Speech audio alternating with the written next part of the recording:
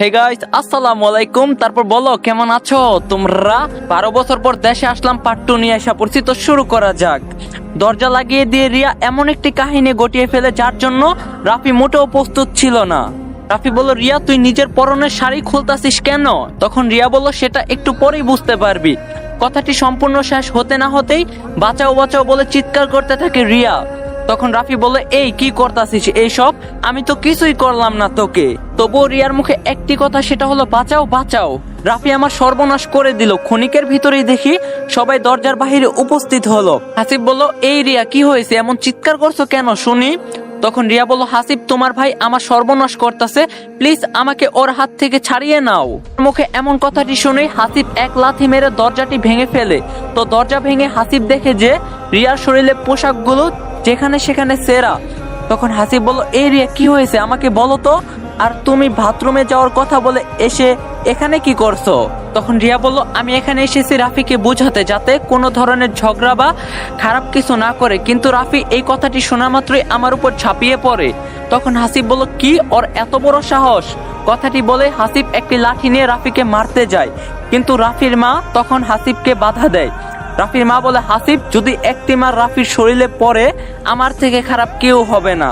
তখন রাফি বলল, ছেলের জন্য দেখি দরদ উতলায় পড়তাছে, কিন্তু আমার বউকে যে নষ্ট করার চেষ্টা করতেছে সেটা কি তোমার চোখে পড়তাছে না?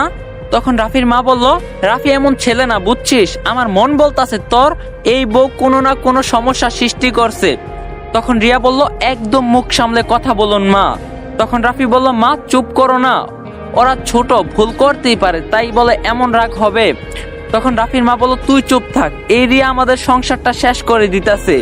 এই কথাটি শুনেই রিয়া হাসিবকে উদ্দেশ্য করে বলে, হাসিব তোমার মাকে ভদ্রভাবে কথা বলতে বলো, আর তা না হলে নিজেকে আমি কন্ট্রোল করতে পারবো না। তখন হাসিব বলল, মা তুমি আজে বাজে কথা বলতে পারো না রিয়ার সম্পর্কে। তখন রাফির মা বলল, কিসের আজে বাজে কথা? হ্যাঁ আমি সব সত্যি বলতাছি। তখন রাফি বলল, মা আমি একটা কথা বলি। তখন রাফির মা বলল, বল, কি বলবি তুই? তখন রাফি বলল, আমি একদিনে একটি জিনিস উপলব্ধি করলাম, সেটা হলো আমার আশাতে এই বাড়িতে ভীষণ একটি পরিবর্তন হয়েছে। বাবার মুখে একটিবারও হাসি দেখলাম না। ছোট ভাই যে কিন্তু আমার আশাতে বিরক্তকর বোধ করতেছে। আমি এই প্রবাসে গিয়ে সব হারিয়েছি মা। আমি চাই না আমার কারণে তোমাদের কোনো প্রকার সমস্যা হোক, তার জন্য আমি ভেবে রেখেছি আজ এই মুহূর্তে এই বাড়ি থেকে চলে যাব। মা আরো একটি কথা, আমি প্রবাসে জেলে ছিলাম না, তোমাদের মিথ্যা বলছি। বলতে পারো কেন মিথ্যা বলছিস, তবে শোনো। হঠাৎ একদিন অপরিচিত নাম্বার থেকে আমার ফোনে কল যায়। প্রথমে ফোন রিসিভ করি নাই, কিন্তু পরে বারবার ফোন আসতাছিল, তখন রিসিভ করলাম। পর আমি সালামও দিয়েছিলাম, আসসালামু আলাইকুম, কে বলছেন? ওই দিক থেকে চিকন একটি মহিলা কণ্ঠে বলে উঠলো, আপনি কি রাফি? তখন আমি বললাম, আমি রাফি, কিন্তু আপনি কে, চিনলাম না তো ঠিক। তখন মহিলাটি বলে ওঠে, আপনি বিদেশ থেকে যত টাকা পাঠাচ্ছেন সব টাকা আপনার বাবা নষ্ট করতেছে। আপনি জমি কিনতে যে টাকা পাঠিয়েছেন সেই টাকাও নষ্ট করে ফেলতাছে। আপনি কি জানেন আপনার বাবা আরো বউ সন্তান আছে? কথাটি শুনে আমি ভীষণ রাগ হই মহিলাটির উপরে। তখন আমি বললাম, আপনি কি ফাইজলামি করার জন্য আর কাউকে পাননি, আমাকেই খুঁজে পেয়েছেন? তখন মহিলাটি আবার বলে উঠে, আরে আপনার বউ আপনার ছোট ভাইয়ের সাথে সম্পর্কে জড়িয়ে গিয়েছে, আপনি শুধু শুধু ঠকে যাচ্ছেন ওদের টাকা পয়সা পাঠিয়ে।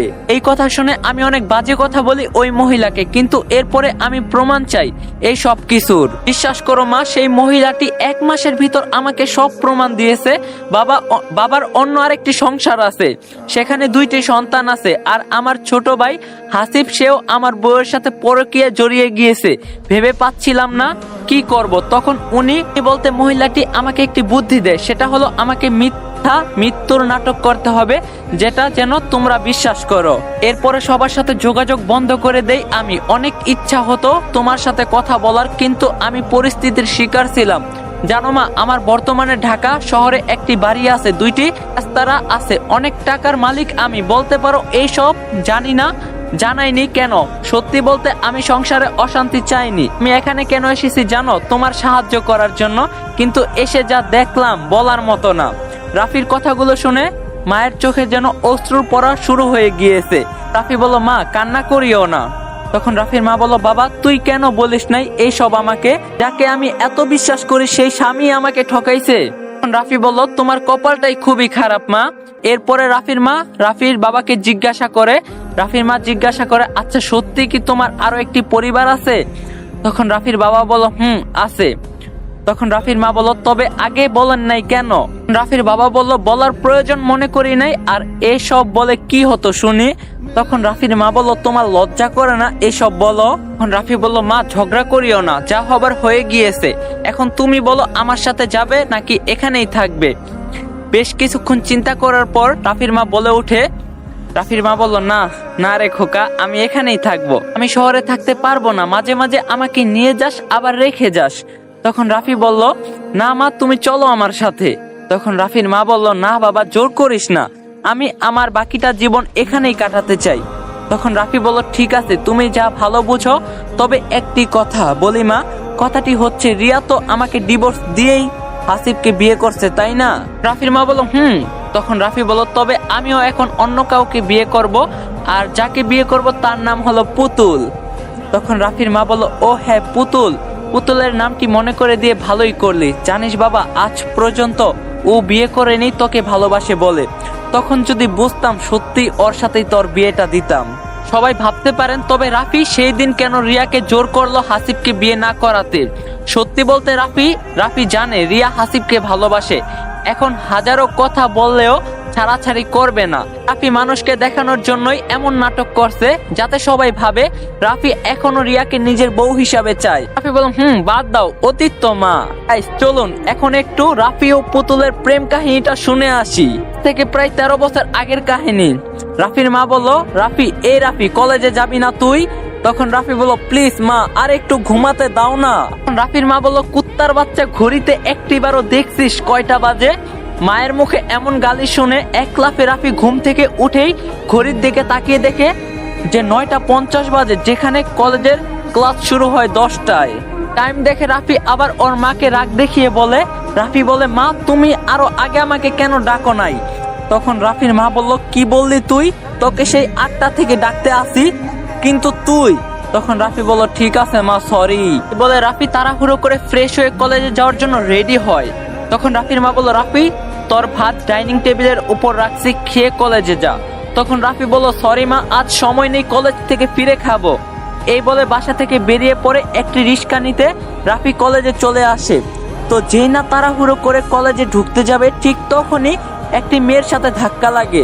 তখন রাফি বলল, সরি ভাই সরি। এই কথাটি বলে যেই না চলে যেতে ধরবে, ঠিক সেই সময়ে রাফির গালে একটি থাপ্পড় উড়ে আসে। ঠাস ঠাস করে 2টা থাপ্পড় মারে। এই ছোট লোকের বাচ্চা, আমাকে কোন দিক থেকে তোর ভাই মনে হয়?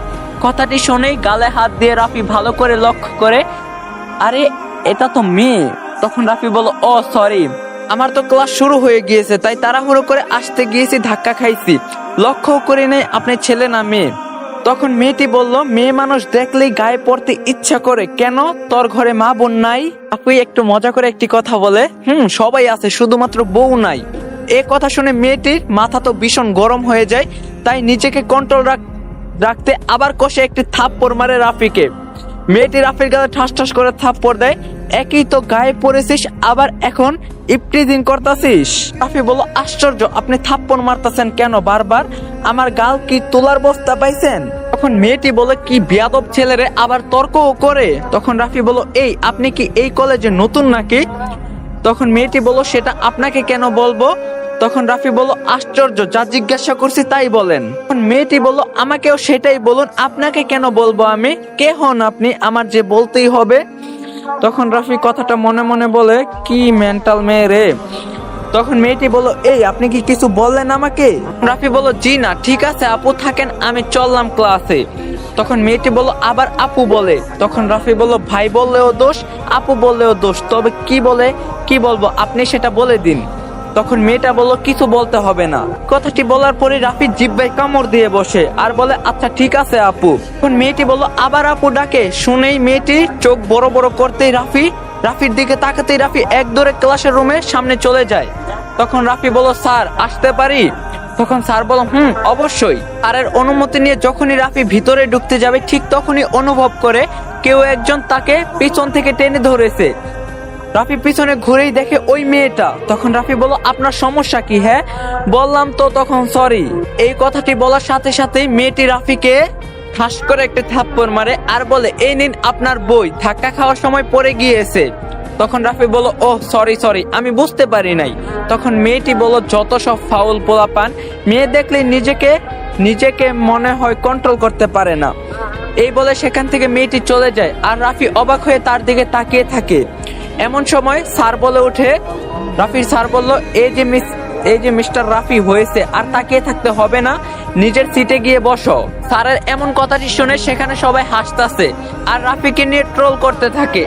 এরপর রাফি লজ্জায় মাথাটি নিচু করে নিচের সিটে বসে পড়ে। এখন রাফির বন্ধু বলল, কি রে ভাই, মালটা কে? দেখতে তো বেশ সুন্দর আর রূপবতী। তখন রাফি বলল,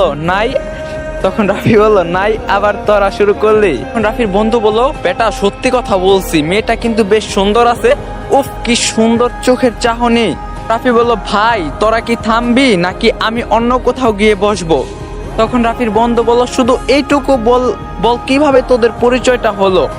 তখন রাফি বলল, আমি তাড়াহুড়ো করে কলেজের গেট দিয়ে ঢুকতে ধরছি, এমন সময় ধাক্কা খাইছি, আর কিছু জানি না। তখন রাফির বন্ধু বলল, বাহ, কি রোমান্টিক মুহূর্ত ছিল রে তখন। আমি যে কেন কোনো মেয়ের সাথে ধাক্কা খাই না, যদি খাইতাম তবে নিজেকে শাকিব খান ভাবতাম। রাফি এবার একটু বিরক্ত হয়ে অন্য একটা সিটে গিয়ে বসে। তখন রাফির বন্ধু বলে, ভাই তুই যতই অন্যখানে গিয়ে বস, তোকে আমরা ডিস্টার্ব করবই। তখন রাফি নিশ্চুপ। রাফির বন্ধুরা তাকে পুরো ক্লাসটা ডিস্টার্ব করতেই থাকে, কিন্তু রাফি ওদের কথায় পাত্তা না দিয়ে মন দিয়ে ক্লাস করতেই থাকে। এক পর্যায়ে যখন ক্লাস শেষ হয়, তখন একজন বন্ধু রাফির পাশে এসে বলে, তুই যদি ওই মেয়েটাকে এখন প্রপোজ করিস, আমরা তোকে রেওস্তারায় গিয়ে খাওয়াবো। তখন রাফি বলল, প্রপোজ করা এটা কোনো ব্যাপার হলো? তখন রাফির বন্ধু বলল, না গো বন্ধু, ব্যাপার তো না, সাথে মেয়েটিও রাজি করাতে হবে, তোর টাইম 15 দিন। রাজি করার কথাটি শুনে রাফি একটু চুপ হয়ে যায়। তখন রাফি বলল, না, আমি এই কাজ করব না। এই কথাটি শুনে সব বন্ধু বলে ওঠে। তখন রাফির বন্ধুরা বলে, তুই নাকি সব কাজই করতে পারিস, কোনো কাজই তোকে কেউ হারাতে পারে না, তো দেখা ওই মেয়েটাকে পটিয়ে, তাও আবার 15 দিন টাইম। এই বিষয়টি নিয়ে সবাই রাফিকে তখন খেপাতে থাকে। সবার এমন টেরা কথা আবার অপমান, এইসব সহ্য করতে না পেরে রাফি রাজি হয়ে যায় ওদের কথায়। তখন রাফি বলল, ঠিক আছে আমি রাজি, কিন্তু আমাকে তো খাওয়াবি, সাথে মার্কেটও করে দিতে হবে। তখন রাফির বন্ধুরা বলল, ঠিক আছে মামা, ডিল ডান। তখন রাফি বলল, দেখ এখনই প্রপোজ করতে যাব। কথাটি বলেই ক্লাসরুমের ভিতর থেকে রাফি বাহিরে চলে আসে, এসে মেয়েটিকে খুঁজতে থাকে। বেশ কিছুক্ষণ পর রাফি লক্ষ্য করে মেয়েটি তার বান্ধবীদের সাথে বসে আড্ডা দিচ্ছে। এক মুহূর্ত দেরি না করে রাফি সেখানে চলে যায়। তখন রাফি বলল, হাই। রাফির এমন হাই দেখে সবাই খিটখিট করে হাসতে থাকে। তো হাসতে হাসতে একটি মেয়ে বলে ওঠে, এই যে মিস্টার, কাকে হাই দিলেন? তখন রাফি বলল, ওই যে আপনার পাশে যে রূপবতী মেয়েটা আছে তাকে বলছি। এমন কথা শুনে সব মেয়ে বলে উঠে, পুতুল তোকেই হয়তো বলছে, যা দেখ কি বলে ছেলেটা। তখন রাফি বলল, বাহ, কি সুন্দর নাম, যেমন দেখতে সুন্দর ঠিক তার নামটাও সুন্দর। তখন পুতুল বলল, এই বেদব, একদম চুপ করে থাক। তখন রাফি বলল, ওহে রূপবতী, আপনাকে দেখে নিজেকে ঠিক রাখতে পাচ্ছি না, না বলতে চাইলেও আপনি কথা বের হচ্ছে। তখন পুতুল বলল, আর একটি কথা বলবি তো থাপ্পড় খাবি, বলে দিলাম কিন্তু। আজকের পার্টটা এখানে এন্ড করতেছি। পার্টটা তোমাদের কাছে কেমন লাগছে অবশ্যই কমেন্টে জানাবা। তো সবাই চ্যানেলটা বেশি বেশি করে সাবস্ক্রাইব করো, তো ভিডিওটা বেশি বেশি করে লাইক করবা। আর পার্ট 3 কালকে ঠিক সন্ধ্যা 6টা বাজে আসতেছে, সবাই রেডি থাকো। আল্লাহ হাফেজ।